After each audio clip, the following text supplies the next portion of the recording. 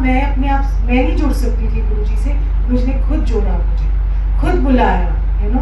और जब बुलाया और पहली बार जैसे गुरुओं के, मैं तो कोई गुरु के पास नहीं गई थी, तो जैसे ही उन्होंने मुझे बुलाया तो मैंने कहा चलो देखते हैं मतलब कैसे गुरुजी है ना। पहले तो जब फोटो मिली थी तो मुझे बड़े टेढ़े टेढ़े से लगे थे, मैंने कहा is a very funny looking man, you know. I mean वो शक्ल अजीब सी थी जो मेरे पास फोटो आई थी, तो मैं कहा चलो जाते हैं। तो जैसे ही पहली बार मत्था टेका तो उन्होंने कहा कि तू 10 साल पहले क्यों नहीं आई। तो मैंने कहा आपने मुझे बुलाया नहीं तो मैं आती कैसे। तो जैसे जिस टोन में पूछा उस टोन में जवाब दे दिया, मुझे कहा तू तो कम नहीं है, बह जा। ठीक है, हाँ हमें तो इतनी सारी समझ आती नहीं, मैं तो ज़्यादा अंग्रेज नहीं हूँ, हमें थॉट्स से भी अंग्रेज, नाम से भी अंग्रेज, पहनावे से भी अंग्रेज है ही। सो ये सब तो ऊपर से निकल गई। सो जब उनको बुलाना था, उनको पता था अगर बुला लेंगे तो ये शादी नहीं करेगी कभी, यू नो, फिर मेरे साथ ही चिपकी रहेगी, यू नो, वहीं से हमारा जो जर्नी है। तो उनको पता था कि कब बुलाना है, कैसे बुलाना है। पर थोड़ा सा वो भी क्या कहते हैं ना, एक होता है ना इश्क में जब आप वो करते हो, अटखेलियाँ करते हो, है ना, तो ये तब से शुरू हो गई। तो इश्क की बात करते हैं आज, है ना। बहुत हो गया यार, लिस्ट लंबी ले लेके बैठते, ब्याह करा दो, बच्चे हो जाए, काम अच्छा हो जाए। चलो आज बैसाखी है, बैसाखी वाले दिन गुरुजी के 5 जो मेन गुरुजी ने जो रखे थे बड़े दिन जो फंक्शंस होते हैं, एक तो आपका गुरुजी का बर्थडे, बैसाखी, गुरुजी का महाशिवरात्रि और गुरु पूर्णिमा और ये न्यू ईयर्स।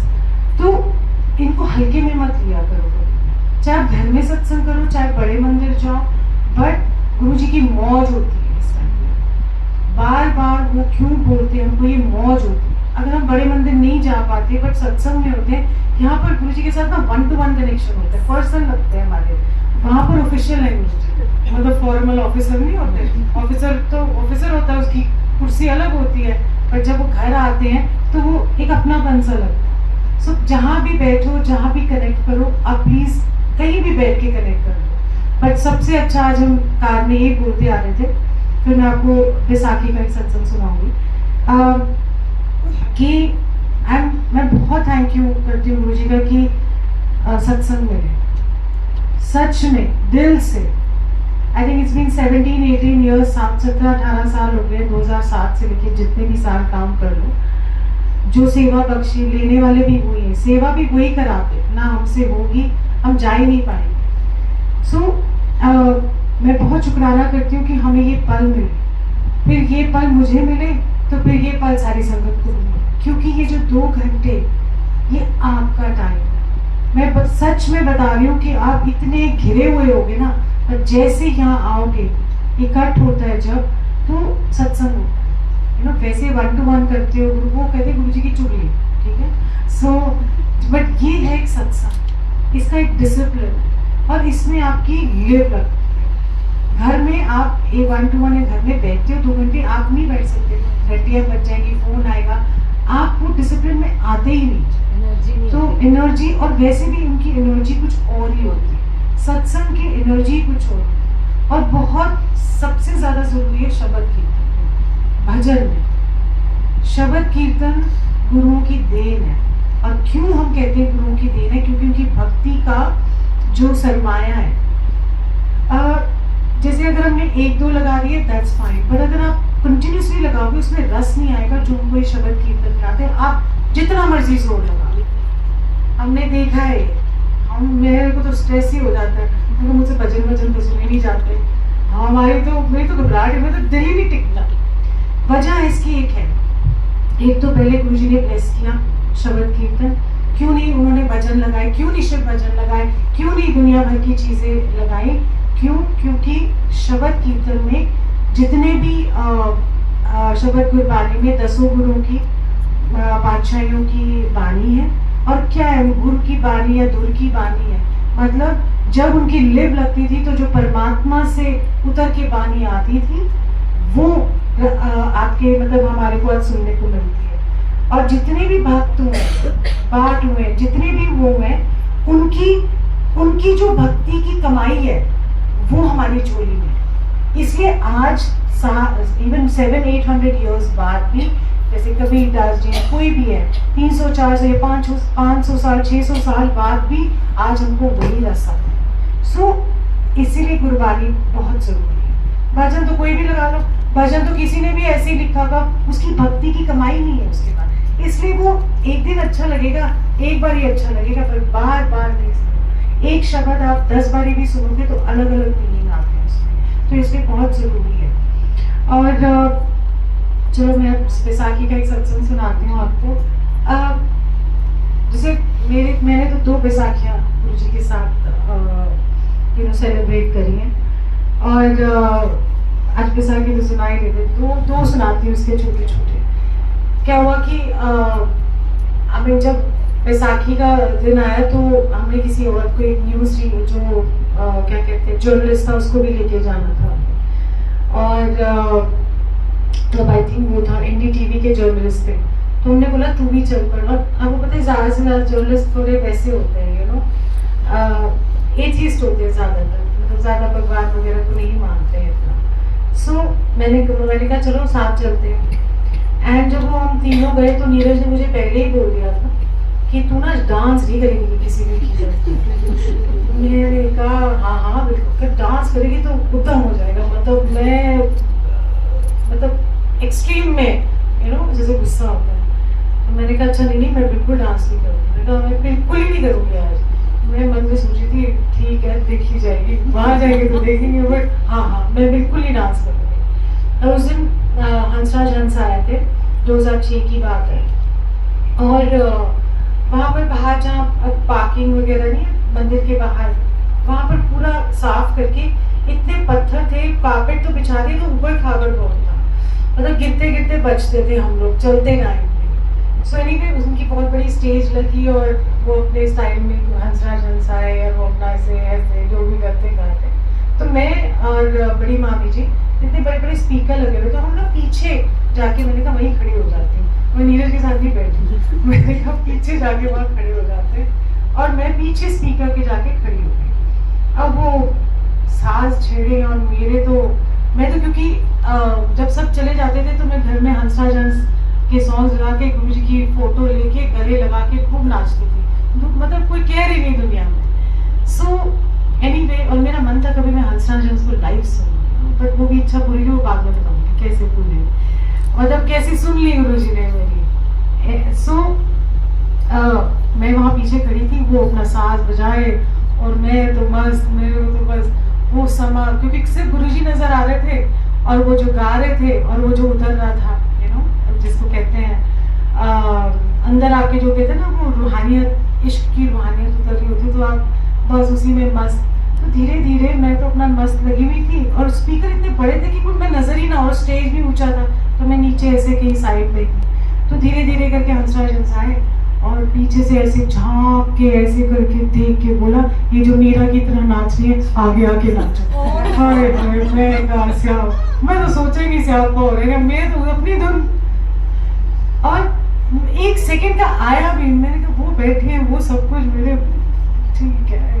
तो मैं जैसी वहाँ नाची, तो जो मैं नाची तो रुकी हुई, मैं तो नीरज के साथ देखा ही कोई नहीं था, मैं कहा देखूंगी या मुझे दिखाई भी नहीं दिया कहाँ पर बैठा है। सो इतना फिर मैं नाची उस दिन, और फिर संगत के साथ भी नाची। फिर मैं जाके गुरुजी के पास बैठ गई, और जिसको कहते हैं ना गुरुजी भी कितने, जब आपको पता है, जो उनको सब पता होता था कि क्या इसके मन में चल रहा है, कौन सी कहानी कहाँ पर है, तो वो भी मुझे इतने प्यार से मुस्कुराते हुए, जैसे होता है ना प्यार आपको पूरा दे दिया वो दिया। और मैं भी बस, मैं और गुरुजी, मुझे दुनिया में और कोई नजर नहीं आया, मैं बाकी से मुझे कुछ दिखते ही नहीं थे, कौन आया कौन नहीं आया, कौन हंसा, मतलब कुछ भी नहीं।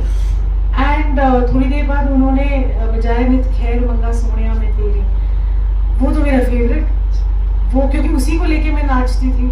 और जैसे ही उन्होंने गाना शुरू किया, मैं तो जैसे ज़ोंबी होता है ना वैसे खड़ी हुई, वो चलते चलते मत्था टेका, चलते चलते चलते स्टेज पे पहुंच गई, और जाके मैंने वो पूरा का पूरा गाना स्टेज पे नाची गुरुजी। एंड अब वापस जब नाच वाच लिया, भूल भाल लिया, क्या सोचना। जैसे मैं उतर के आई, और जब प्रोग्राम खत्म हुआ तो हंसराज हंस बैठे हुए थे, गुरुजी के पास, और नीरज भी वहाँ बैठा था और मैं भी। तो गुरुजी को पता था कि भाई मतलब मैं तो देखा ही नहीं उस दिन, मैंने कौन देखेगा। और इतने में गुरुजी कहते हैं देखो नीरज पाटिल जी बड़े चंगे थे, बड़ी तारीफें करके, मतलब फिर नीरज को तो गुस्सा शांति हो गया। सो इट्स नॉट दैट कि आपको ये, मैं इसलिए सत्संग सुनाती हूँ कि जो आपकी रूह है, जो गुरुजी से जुड़ती है, दिखावे में नहीं। आप किसको दिखा दोगे कि मैं गुरुजी से जुड़ी हुई हूँ, मैं गुरुजी से, मैं इतना सत्संग करती हूँ, मैंने इधर सेवा करी, मैंने हम लोगों को सेवा दी गुरुजी ने। बात अंदर की है। क्यों? क्योंकि गुरुजी आपका अंदर देखते हैं। आप कोई भी कपड़े पहनो, कैसे भी जाओ, बट आपकी जो दिल की सफाई है, जो गुरुजी करना चाहते हैं, जब मैं शब्द में सुना, वो जो सफाई है वो कर रहे हैं। और जब वो सफाई होती है ना, तभी ये रस आता है। तभी हम सोचते हैं हम कहाँ खड़े हैं, हम तो कुछ है ही नहीं इधर। मतलब हमारी ईर्ष्या भी है, वो सत्संग मेरे से ज्यादा अच्छा करती है, उसकी सेवा मेरे से ज्यादा अच्छी आजकल ये है ना। और सबसे बड़ा ट्रेंड मैं आपको बताती हूँ, क्योंकि ठीक है थोड़ा एक्सपीरियंस है मुझे। कई बार क्या होता है कि जब नए नए सत्संग में सेवा में लगते हैं ना, तो कहते हैं अच्छा तुम ऑर्गेनाइज कर देना सत्संग, तुम ऑर्गेनाइज कर देना, आके कर देना। 1 हो गया, 2 हो गए, 4 बंदे को लगता है यार मेरी तो पूछ ही बड़ी हो गई है। मतलब सच्ची बता रही हूँ, मैंने ये देखा है। और वो अहंकार आना शुरू होता है, वो भी सूक्ष्म, बड़ा छोटा सा अहंकार, गुट बनने लग जाते हैं। सबसे वहीं पर आपको पता लग जाता है कि गड़बड़ है यहाँ पर सब। तो आप करते रहो, बट लेखा जोखा बही खाता वो देखिए। इससे मुझे याद आया बही खाते से कि ऐसे ही गुरुजी ने चूल्हा छोड़ने के बाद एक ड्रीम में बैठे हुए थे बड़े क्यूट से, वो टोटोइश ग्लासेस नहीं होते ऐसे करके, बड़ा सारा बही खाता मुनीम जी वाला लिख रहे थे, और बड़े यंग से लग रहे थे। मतलब मन कर रहा था जाके, मैं साइड में खड़ी थी तो मेरा मन कर रहा था मुझे पकड़ ही लूं, मतलब ऐसे करके मुझे छोड़ दो, कुछ छोड़ दो ऐसे करके वाला। सो वो एंड वो लोग लिख रहे थे हिसाब किताब, और किसी संगत का जो बहुत सेवा करती थी हमारे साथ, मतलब 2008 से हमारे साथ जुड़ी थी और बहुत सेवा करी थी उन्होंने पूरी लंगर की, जो भी थी। तो उन्होंने वो हमें लगता था कि बहुत निष्काम सेवा करती है, बट उनके मन में क्या था हम नहीं जानते ना, गुरुजी जानते हैं। तो उन्होंने पहले तो मुझे देख के मुस्कुराए, हिसाब किताब लिख रहे थे, और जैसे ही ये लिखा तो इतनी जबरदस्त खड़े हुए गुस्से में, उन्होंने कह दे, नाम नहीं मैं लूंगी, उन्होंने कह दे कि उधर सेवा का फल दिखता जाएगा। और मैं सपने में सोचूं कि वो तो निष्काम सेवा करती है, वो फल ही नहीं चाहती इस चीज का, और फिर जाके बैन करके चले गए। सो उनको हिसाब किताब आपके अंदर की बात पता है। मुंह में आप जो मर्जी बोलो, जो करो, बट जो आपके अंदर चल रहा है वो खबर वो रखता है। दुनिया को हम बता दें, जो मर्जी बता दें, हाँ जी हम तो सेवा करते हैं, गुरु जी बड़े चंगे ने, आज तो कुछ मांगते नहीं, असी तो मैं ये लंगर लगा दो प्लीज, एंड ये सब है। बट मेन चीज है अंदर की बात, वो सब जानते हैं, सब समझते हैं, हर चीज आपकी, वो आप कल क्या सोचने वाले हो वो भी जानते हैं, परसों क्या सोचोगे, 1 महीने बाद आपके क्या विचार आएंगे वो भी जानते हैं। सो ये उनका, हम कुछ नहीं कह सकते इसके बारे में। तो इसलिए जो आपको पल मिल रहे हैं ना, एंजॉय करो। और सेकेंड वाला, जब 2007 की शिवरात्रि गुरुजी का लास्ट फंक्शन था, तो उस दिन तो मैं बड़ी खुश थी, मुझे नहीं पता था हमारा कि लास्ट गुरुजी के साथ बड़ा फंक्शन होगा। तो उस टाइम पे भी मेरे को तो बस मौका मिला चाहिए, नाच लूँ मैं किसी तरीके से, बड़े फंक्शन में। तो फिर मतलब मेरे को स्टैंडिंग परमिशन थी मुझे, क्योंकि सबको नाचने के लिए नहीं बोलते थे गुरुजी, मुझे तो पता ही नहीं। मेरे को बाद में बोला कि तुम्हारे लिए तो तुमको तो पूछना भी नहीं है, तुमको तो शुरू ही हो जाना है। मैंने अच्छा सो मतलब उनका प्यार है, ठीक है। सो मैं उस दिन गई, तो उस दिन तो कोई था ही नहीं, मतलब नहीं तो नॉर्मली होता ना घर वापस जल्दी जाना है, तो ड्रामेबाजी ये वो। तो मैं उस दिन बड़ी खुश की, 13 अप्रैल को नीरज और ओशो, मतलब मेरा बेटा, वो गए हुए थे दुबई। मैंने अपनी बेटी को, ताशा को और मदर इन लॉ को भेज दिया मेरी सिस्टर इन लॉ के घर। मैं अकेली, मैं गई बड़े मंदिर, मैं आज तो मैं फ्री। और मैं उस दिन इतना खुश थी कि मेरे को ना घर आके किसी से सुननी नहीं पड़ेगी। होती है जो मर्जी कोई कह ले, सुननी पड़ती है। जैसे ही मैं वहाँ गई तो मैंने भी ना पीछे जाके, जहाँ पर गुल्लक रखी होती है गुरु जी की, वहाँ जाके बैठ गई। मैं कहा आज मुझे गुरु जी बुलाएंगे ना नाचने के लिए तभी जाऊंगी, मैं नहीं जा रही ऐसे। ठीक है मैं नाचती हूँ, मैं चाहती थी कि मुझे भी बुलाएं, तो मैं पीछे जाके बैठ गई। और उस दिन गुरु जी ने गुरु मेरी पूजा 7 बार ही लगवाया था। जब अनिल हंसला का आया था तो 2 गुरु जी ने उस टाइम पे लगवाए थे, एक मैं तेरी पतंग और गुरु मेरी पूजा। ये लास्ट के कुछ महीने गुरु जी ने ये बहुत लगवाए। तो हम सोचते थे शब्द कीर्तन के साथ अजीब लगता था हमको कि ये गुरु मेरी पूजा और ये पता नहीं कितना लगवाया वो शब्द। तो उस दिन 7 बार ही गुरु जी ने गुरु मेरी पूजा लगाया। मैं और एक और आंटी हम लोग पीछे बैठ के मतलब हम मस्त हो गए। फिर थोड़ी देर में डांस शुरू हुआ, वो किसी ने शुरू किया।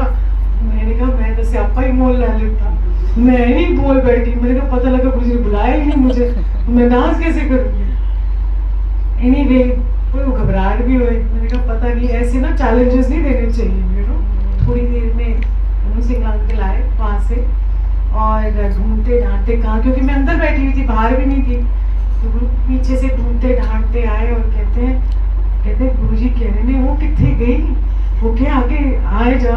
मैंने कहा नाच ले। हाय मैंने कहा बस यही तो चाहते थे।